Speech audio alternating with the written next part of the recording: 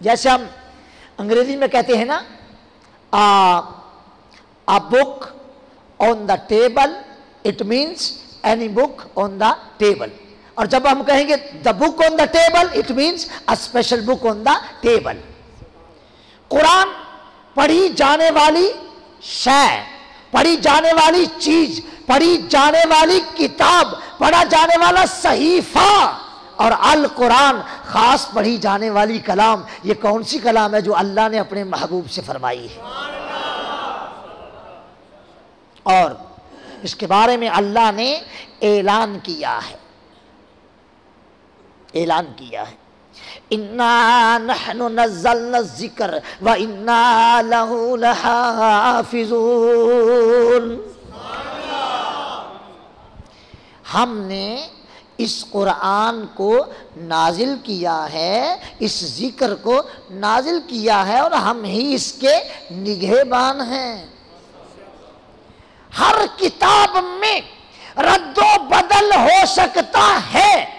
कुतुबे समाविया में रद्दो बदल हो गया, तौरात में तहरीफ हो गई, ज़बूर में तहरीफ हो गई, इंजील में, बाइबल में तहरीफ हो गई, लेकिन अल्लाह का ये वादा है अपने महबूब की उम्मत से, तुम चूंकि मेरे प्यारे रसूल की उम्मत हो, मेरा वादा है जो किताब मैंने तुम्हें दी है ना, इसकी हिफाजत तुम्हारे जिम्मे नहीं रखी, बल्कि मैं खालिक खुद करूँगा।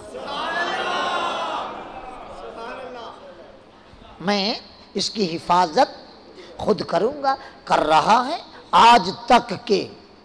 आज 16 मई 2009 ईस्वी है, और जमादियुल अव्वल की क्या है? 21 जमादियुल अव्वल 1430 हिजरी है। आज तक कुरान अल्हम्दुलिल्लाह वैसे ही है जैसे मदीना तैयबा और मक्का मुशर्रफा में अल्लाह के महबूब पर नाजिल हुआ था। Quran is a book of law.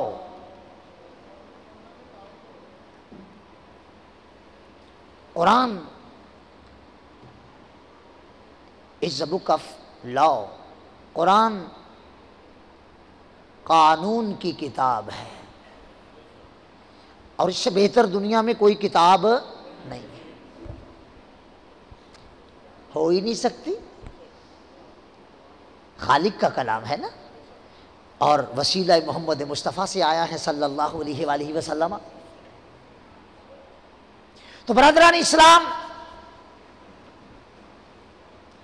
मैंने बहुत जायजा लिया, आखिर दिल में यह आया कि कुरान मजीद का वो सूरा जिसके बारे में उलमा फरमाते हैं कि जहाँ माहौल दीनी ना बन रहा हो, वहाँ सूरा यूसुफ को भी सिखाना शुरू कर दो।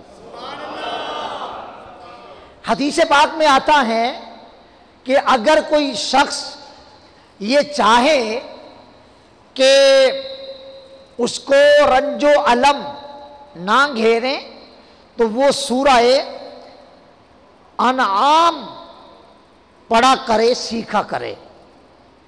और अगर कोई चाहे कि उसमें उसको अज़ाबे कब्र ना हो, तो वो सूरा आराफ सीखा करे, पढ़ा करे, समझा करे। अगर कोई बंदा चाहे कि उसमें मुनाफिकत का कोई पहलू ना पैदा हो, तो सूरा अनफाल का मुताला किया करे, उसकी तिलावत किया करे, सीखा करे।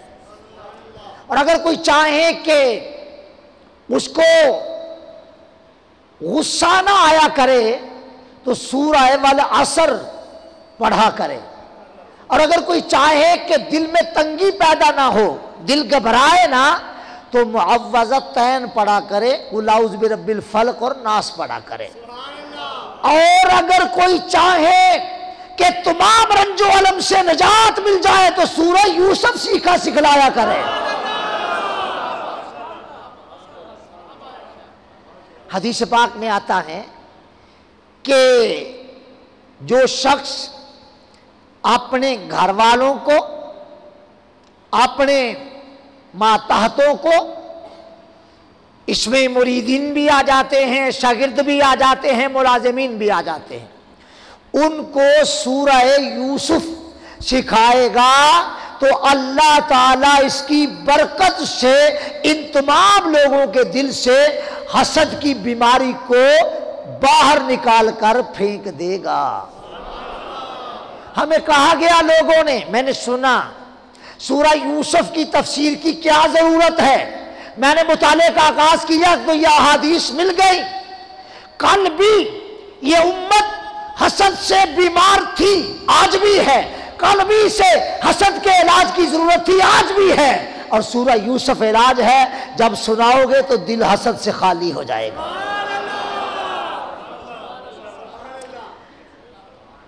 इमाम गजाली रहमहुल्लाह ने लिखा, मूसा अलैहिस्सलाम दूर पर जा रहे थे, राह में शैतान से मुलाकात हो गई।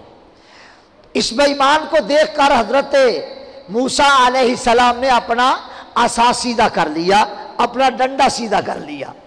तो ये बड़ा आजिज बन के खड़ा हो गया। हजरत सुनिए, फरमाया हाँ क्या कहता है? कहता है मैं डंडे से नहीं डरता। शैतान कहने लगा है कलीमुल्लाह मैं डंडे से नहीं डरता। आपने फरमाया अच्छा ये बता फिर डरता किससे है? कहने लगा दिले बासफा से, दिले बासफा से डरता हूं, उसकी हैबत मुझसे बर्दाश्त नहीं होती।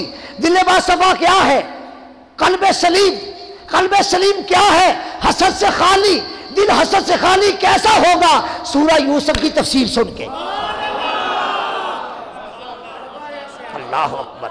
शैतान डरने लग जाएगा, बेईमान भागेगा, बदइत्कादी भी नहीं रहेगी, बदअमली भी नहीं रहेगी और बुज़दिली भी नहीं रहेगी। हमियत आ जाएगी, गैरत पैदा हो जाएगी, अल्लाह बहादुरी अता कर देगा और दीन पर अमल का जज्बा पैदा हो जाएगा।